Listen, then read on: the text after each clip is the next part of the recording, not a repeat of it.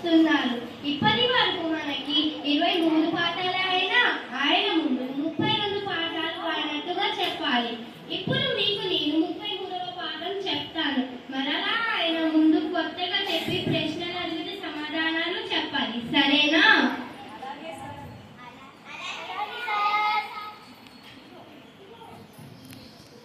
Sir, 33వ పాఠం సత్యహరిశ్చంద్రుడి గురించి కదా.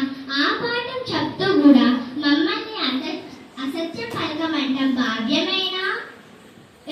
ఎవరైనా చెప్పినట్లు చేస్తారా ఏంటి? ముందు ఇక్కడి నుంచి వెళ్ళు.